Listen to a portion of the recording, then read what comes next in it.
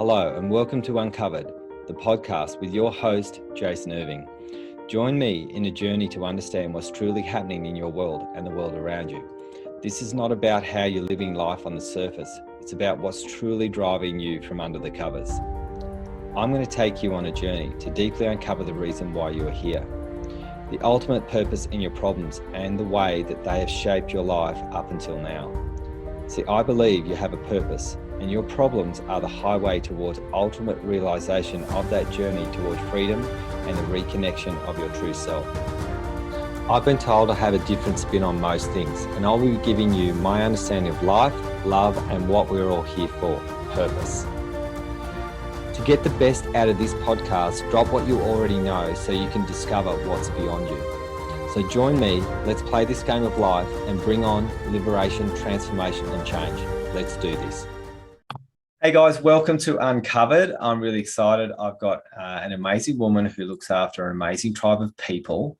Welcome, Roxy, to Uncovered. Hey, so happy to be here. Thank you for having me here. Yeah, I'm really excited to have you here because I remember we were chatting in Messenger. I said, I'd love you to be on my podcast. And you said, hey, Jay, I'm not a coach. I'm not this and I'm not that and I'm not this. You're telling me everything that you weren't. And I was just like, God, this is one of the things that I think is really interesting in the world is that we quite often don't feel like we're enough to provide something of a resource. And you look after some of the most amazing people on the planet in business. So can you tell the listeners what it is that you do in your business and in the business that you work for? Yeah, I mean, the first time when you said that would be a good idea to be here today, I was like, I'm not a business owner. I mean, I don't have my business. I'm not a coach. And I know you had some amazing people on the podcast because I listened to it. And you had, I think the last person you had was Vanessa, who's who's running the team I'm in. And what I do is let's say I help people make a very important decision in their life. So I'm in sales, short version. But the way I see the sales process is more like helping people decide what's the next right step for them. So I work for Taki Mall, and this is the community that you mentioned. It's the people in Black Belt.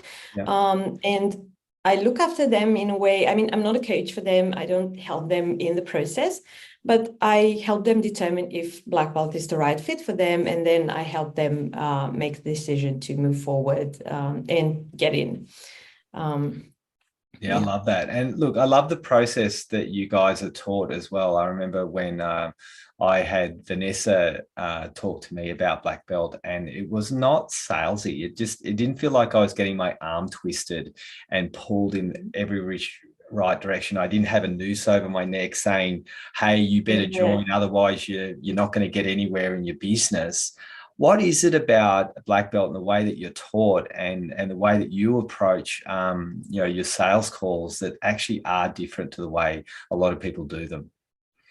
Yeah, I mean, I love that about Taki and Vanessa and the community because, I've been in sales since 2004, and I've been lucky enough to work with people like that. So I think it was me attracting these kind of opportunities and jobs because I always saw myself more as a trusted advisor. I was more on the side of the person who wanted to purchase something, like their advisor, their consultant, and not a salesperson wanting to sell something at all costs. And I always sold products I had a lot of faith in. When I started, I was selling some sort of savings accounts, like a program, and we were clients as well, me, my family. So I really believed in that thing because I knew it delivers what's promised and it helps and so on. And I did the same every time. And even with Taki, I used to work for somebody who was in Black Belt before. And I've implemented the entire sales system that he's teaching in Black Belt. I've seen the results. And then when I had the opportunity to jump in, I was like, okay, now this is working. And when I say to someone, join us, I know it's going to help them a lot. I mean, it's not just making money from sales or commissions. It's about the person getting what I promised them. And I feel responsible for these people. I mean, I was sharing with Vanessa the other day that I get messages from people saying, thanks for bugging me, or thanks for nudging me. And because I'm always following up. I know people forget. I know life can get really busy. I'm not scared of, I mean, I don't come across as pushy because it's their decision after all. I just want to make sure that I'm on their case in a way, in a gentle way, and it's a gentle nudge. And it's always about, okay, I'm still here when you're ready. And I like that about Taki because he doesn't want us to push or to be like, okay, just get them in, overcome objections.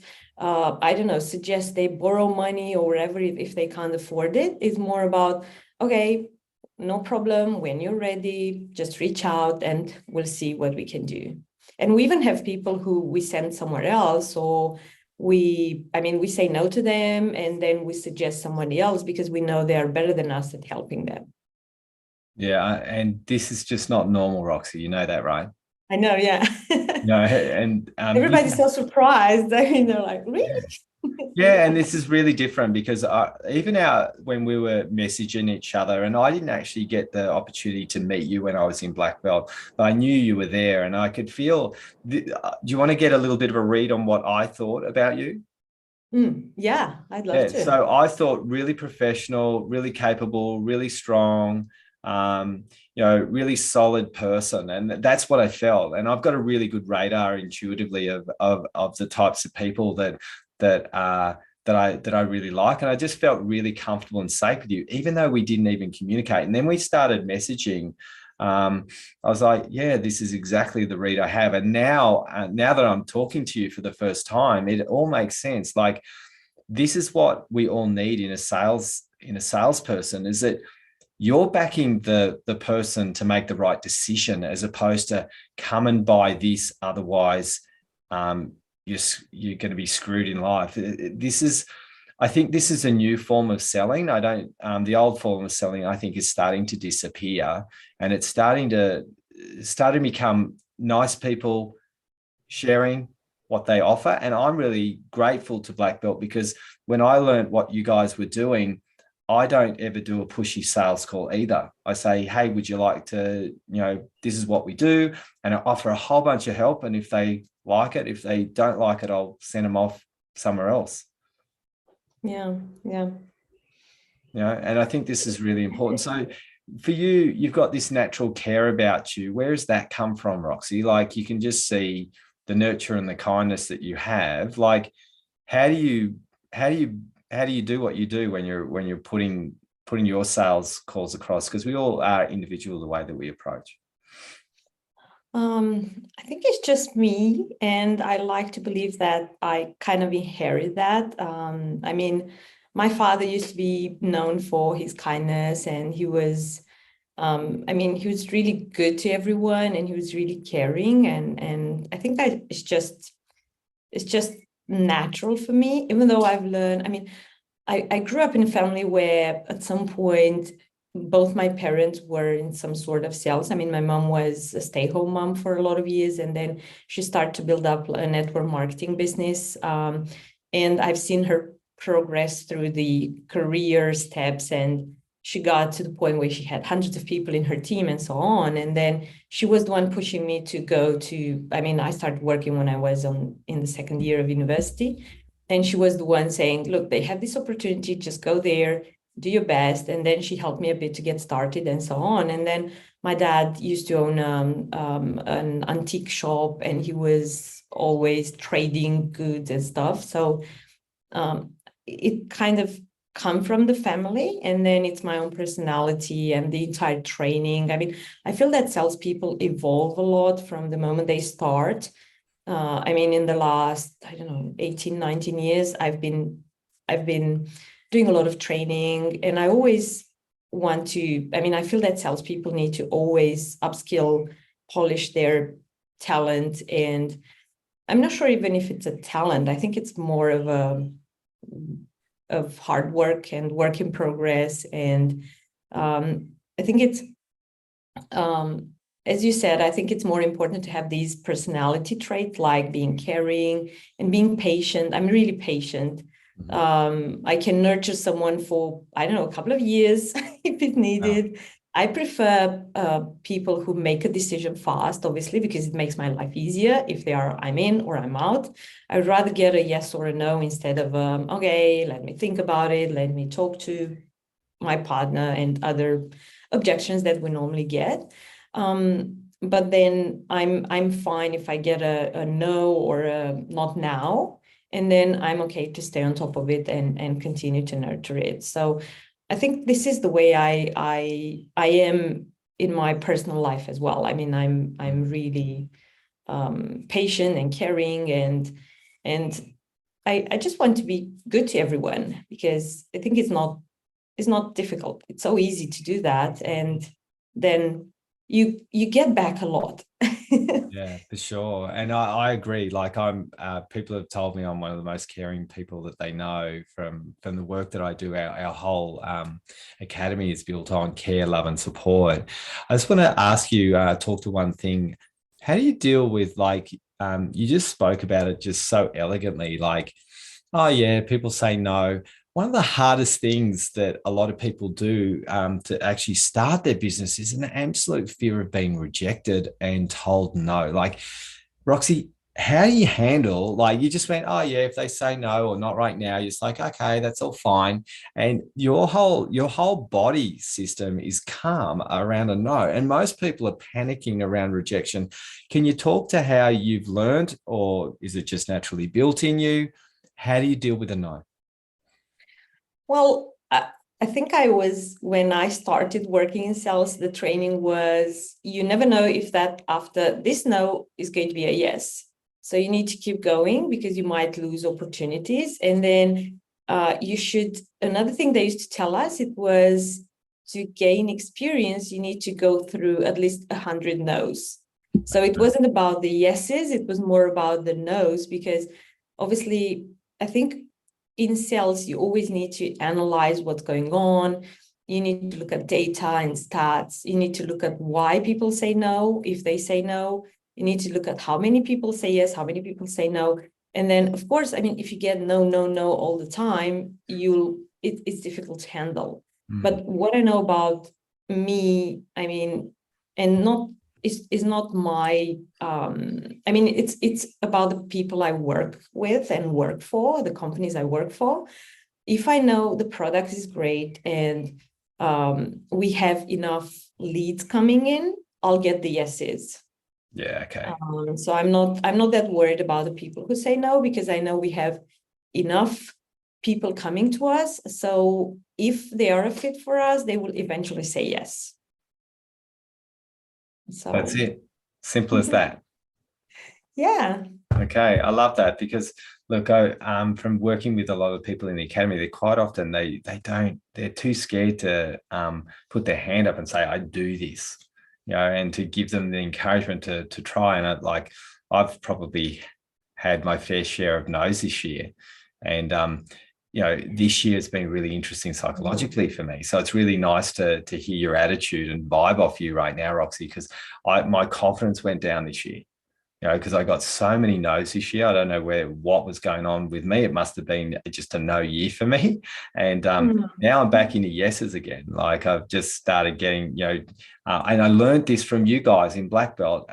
December's a really good month to get clients. And I was just like, I always thought, okay, I'll just wait till January or February, because, everyone's on holidays in Australia in January. So you just wait. And I've had, 4 people in the last 2 weeks join our academy, just because I listened to you guys about showing up in December when everyone is supposed to be too busy. I know. Taki says, don't call up the hunt too early. And indeed, December is a great month. What I've noticed, is that, especially this year, you're right. I mean, I think the market has been changing, and I think our prospects, I mean, they need, what I've noticed from what I do, they need more nurture. I mean, they need to be me to be even more patient, send them resources first, get them to see that what Taki does is working. And what we do is we put a lot of training out there, even for the people who don't work with us.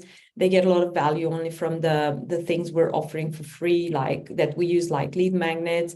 And after they test a few of these, then they can come back and say, okay, Roxy, I've been and sometimes I even call them out. I'm like, you've been in our world for so long. You've been downloading a lot of our resources. So you've been watching a lot of training. What's holding you back? What's preventing you from taking a closer look at joining us?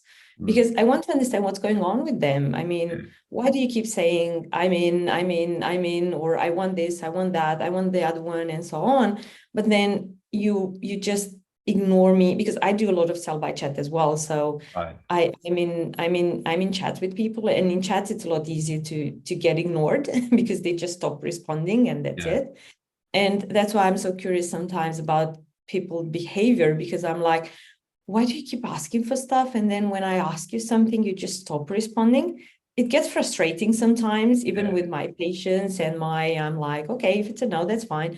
That's why I said I prefer to get a yes or a no, or a not now, instead of people ghosting me or stop responding or anything like that.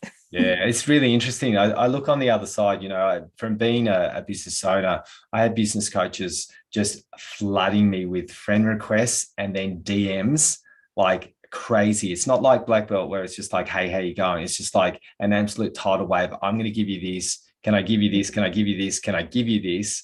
And then I think people, it's probably not you guys, it's probably just the inundation that people are getting these days of the DMs, because sell by chat's a great tool, isn't it?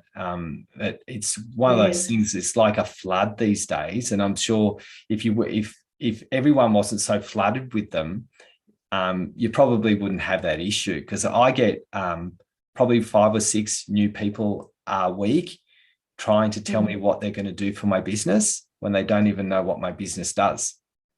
Yeah, that's for sure. We get those sometimes. I get those suggesting different things like services and offering stuff. But our approach is to never cold DM anyone. So we just have a system where people need to put, and this is something else I love about working with Taki, because I'm never in the position to actually cold approach someone. And I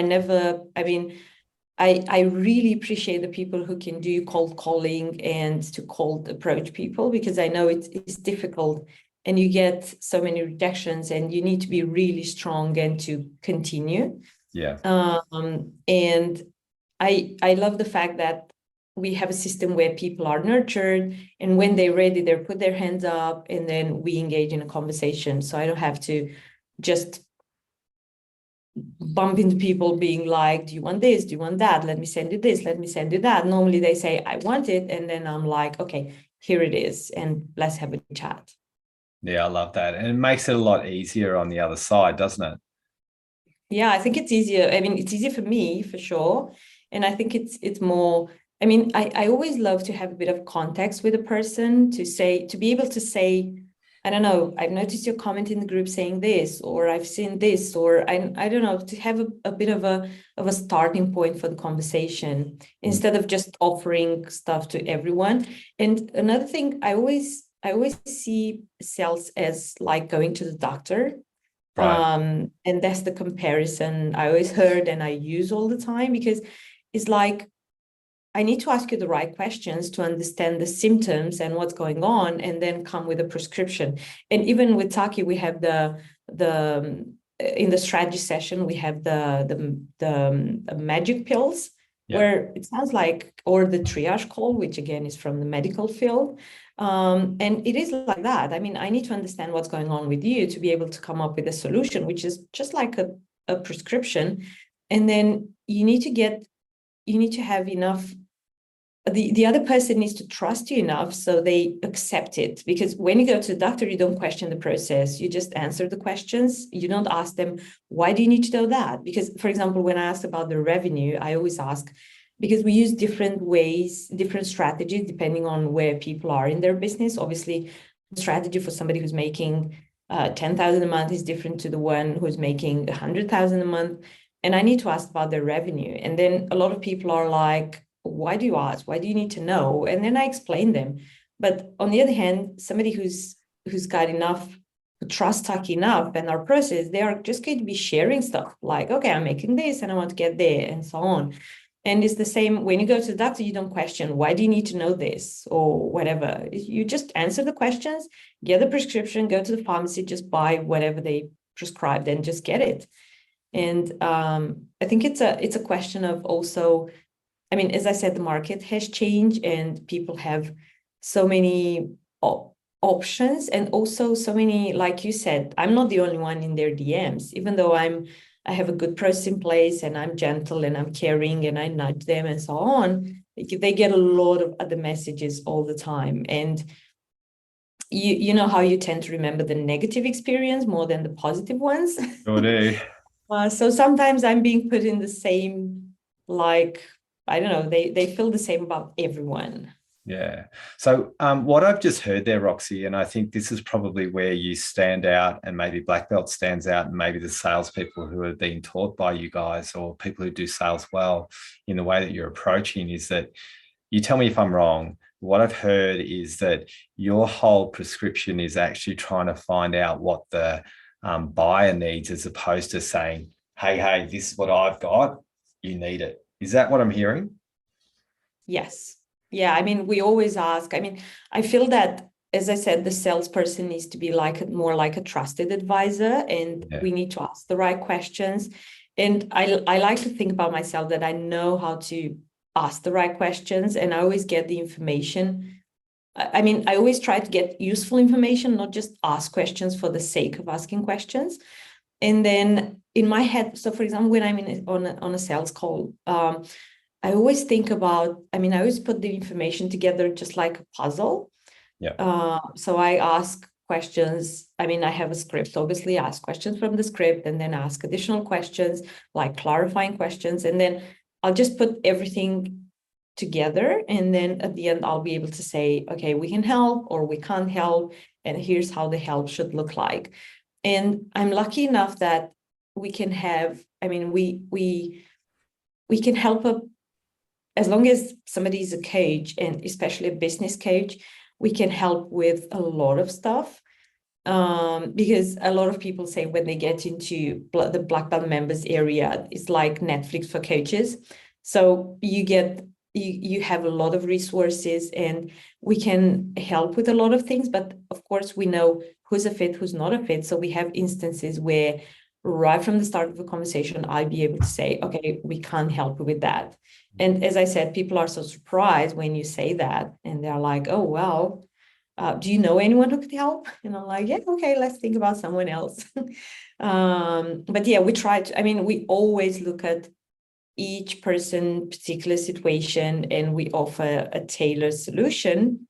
And we wouldn't invite someone in just because we need another client. We only accept the people who are a fit for what we do, and we are the best in the world to help them.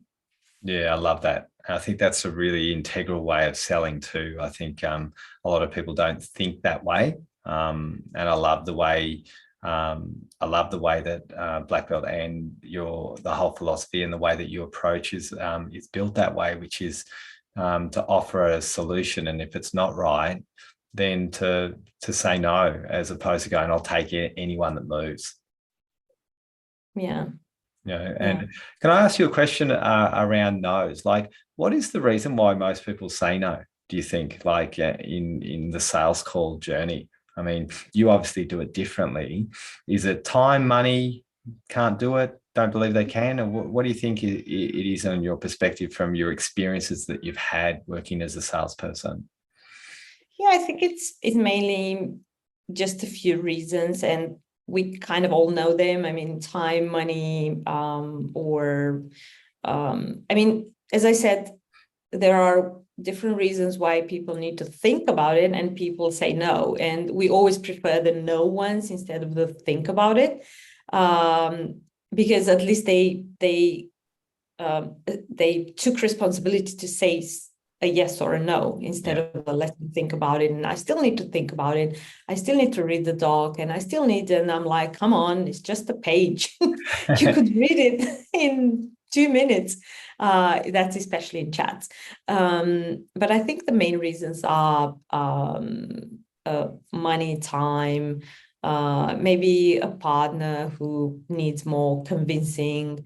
And I think the timing thing is the most common one, because I mean, the way we approach the market is that we have different criteria, and we also have a revenue criteria, because we want to make sure people afford what we do. And if you are at that level with your revenue, you should be able to afford the membership. So we do get the money objection sometimes, but in a lot of cases, we get more the timing one. I don't know, people being in other programs, for example, so they need to finish those first, or people working on other projects. So I think it's more of a timing issue.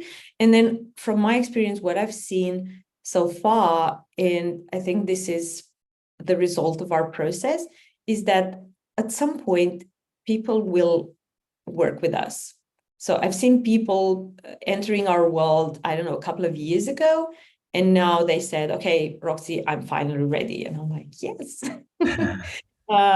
So I always, as I said, I don't look at the no's as a no forever. If they are a fit, I know they will come to us eventually. So that's why it's worth keeping in touch and following up, and getting an update from time to time of what's going on in their world. And especially in December, because you mentioned before that this year was, I think it was different for everyone, not just for you, or, I mean, for us was different as well.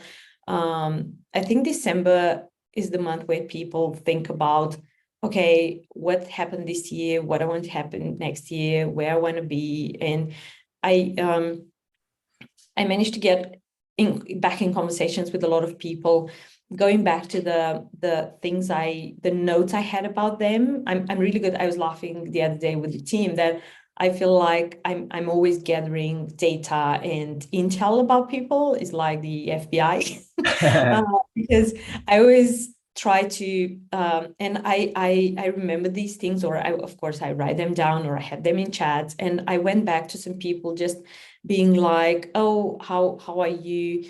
And are you getting close to your goals of whatever, 50K a month or something? And people were like, well, Roxy, actually, no. And I think it's time for us to have a chat. And I'm like, okay, that sounds great. And I think December it is an important month. And it's I love the fact that Taki is always putting out there their training called Clients Over Christmas, because it's exactly about that. Don't stop too early. Just continue to market, continue to talk to people, because this is the month when people are thinking about the year, coming up to some conclusions, trying to make it different next year. So it's a good time for them to make some decisions. Yeah, I love that. And I think, I don't know about you, Roxy, but I found this for the December people who are bored in December, their actual attitude for success is actually better because they're not waiting. So I've actually found that when they join us, the December people are like, they're on it, they're ready to go. So they're not in that place of hesitation. When they jump in, they're like, I'm ready to jump in right now. And those people, they're really good to mentor and coach, because those December decision makers just go bam, really quickly as well. Have you found that in Black Belt too? Is that the same, or? Yeah, I think it's because they have like a deadline. I need to do something now. Because it's December. There's going to be the 31st when the year is over. It's going to be a new one. It's not like in August when you're like, okay, that's fine, I can do it later. There's still time. Yeah, that's right. You're right. I never thought about it, but you're right. Yeah. Makes Yeah, I just sense. found it really, really different. And so Roxy, if you're like, I'm a bit of a sales numbnuts, like in lots of ways, right? I'm really good, like all my I think I might be on the right track from what you've been saying, because all I do is offer help, right? Um, what suggestions would you make for a person who wants to sell their products and they're not really good at it? What where do they need to go to learn how? Because when you've got a team, it's a lot easier. When you're Mhm. starting out in business and you're on, let's say, 100 or 200K a year, which is a great time to, if you're a business coach, to choose these guys. Um, when you're in that position, the sales calls are really, really important. You're the one doing them, right? Yeah. So what advice can you give around, or tips you can give around how to show up on a sales call? I mean, when you do all the work, like you said, when you have a team, it's so easy because you can just get someone who's really experienced in sales. And another thing I've noticed is that I think attitude is more important than the actual skills to sell, Okay. because the skills can be learned, but the attitude and the personality is, of course, something you don't want to have to change, and it's difficult to change. But if you do them all, I know it's pretty challenging when you think about everything, including selling, delivering, attracting leads, and so on. Yeah. Um, but I think it's about serving, and it's also about not. I mean, Taki always says you need to have a good rhythm between giving and asking, and then you need to give in public and you need to ask in private. So we're not teaching people, okay, just give, give, give, give, give, and give, because obviously you need to ask as well. And as I said, it's always good to ask. Even when I see these people downloading stuff from us all the time, I'm always like, what's going on? Let's chat. Let's see if we can really help. I mean, because of course the freebies can only get you to some point, but then you need help to implement. Yeah. And then we offer a lot of resources for free, but then we charge a premium for the implementation. Yeah. So I think if you jump on those calls or on those chats with the being willing to serve and get the best outcome for the prospect, I think, I mean, if they are the right market for you, so I assume that we are on the right track with the type of prospect we're attracting, and they could potentially be clients of ours. It should work. I mean, with a process in place and a step-by-step approach, and also a lot of, I mean, I'm a big fan of following up all the time. And I always, most of my sales don't happen then and there. And I don't push for a sale or for a decision on the call or in that initial chat.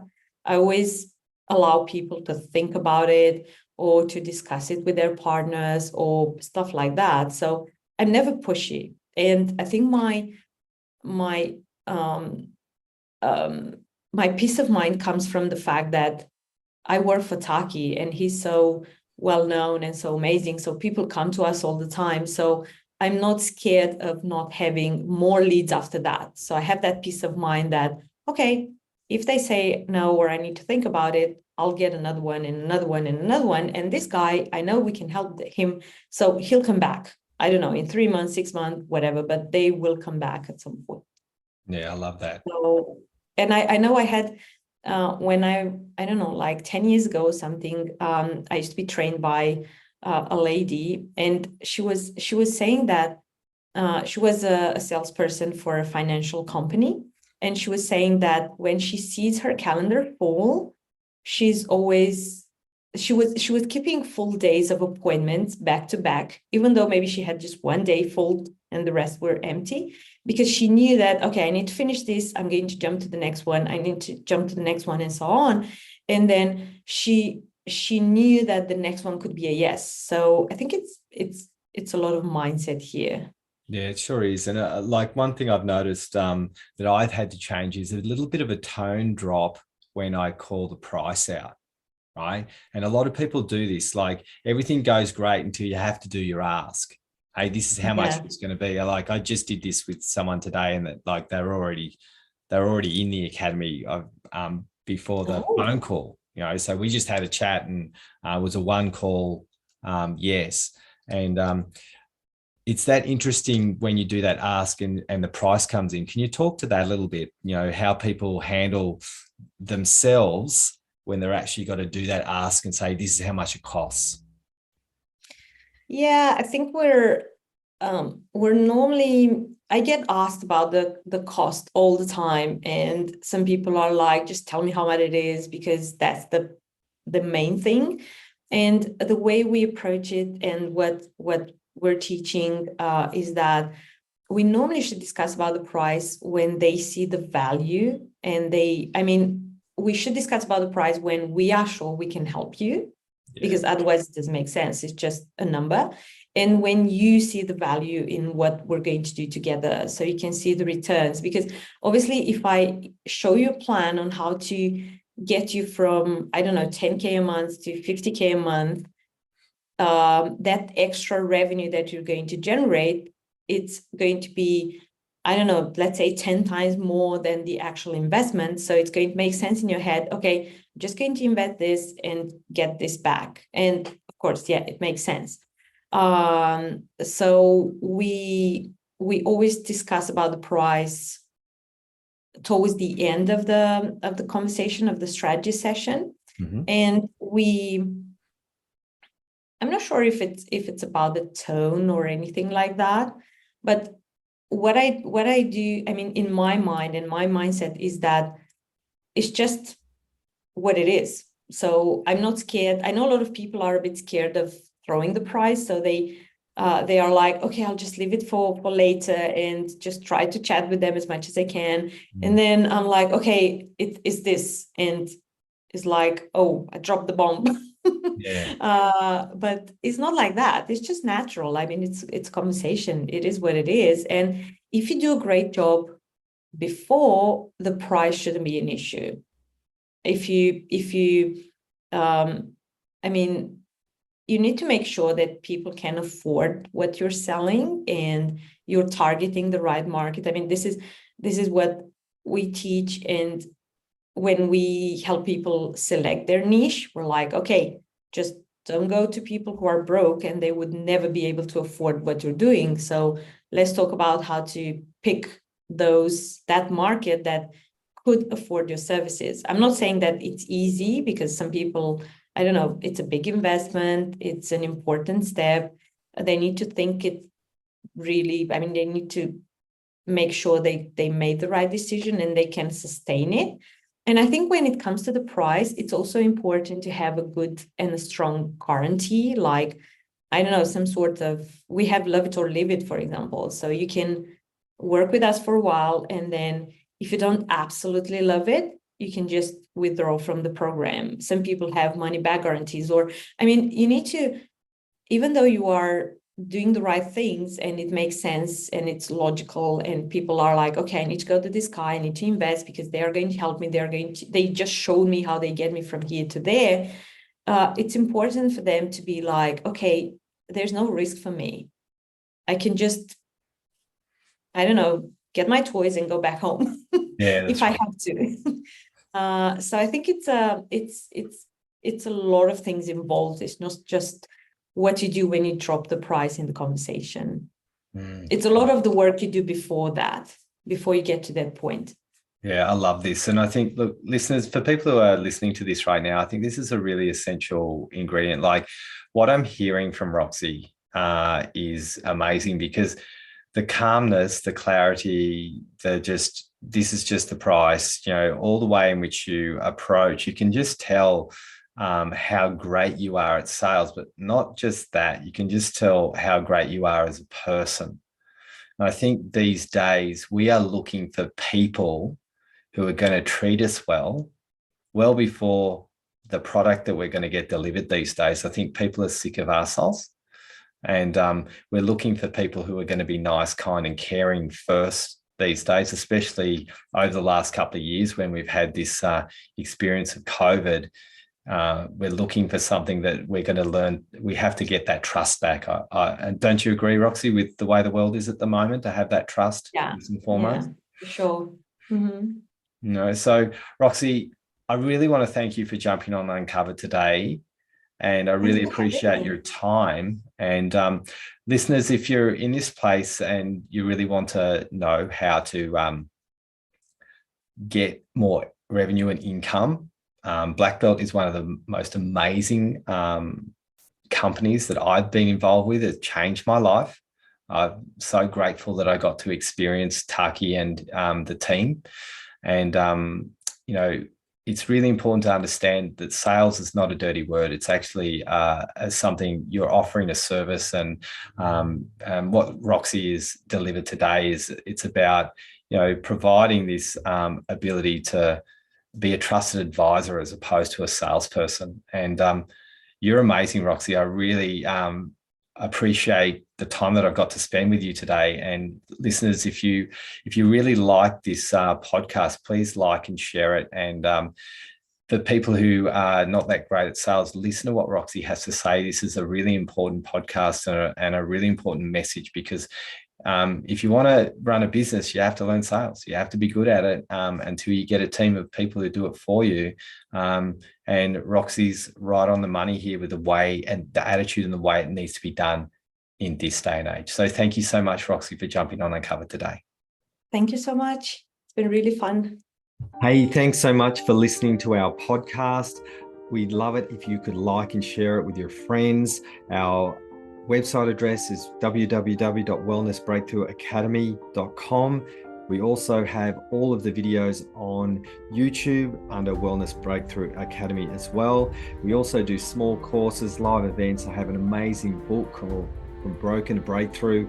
We'd love the opportunity to give you a hand to help you live your purpose, to find out what you're here for, to give you the direction. Our courses are amazing and we do everything really, really differently for what's happening in the world at the moment. So come and find out how we can help you break your limitations so you can live the life of your dreams. We'll chat soon.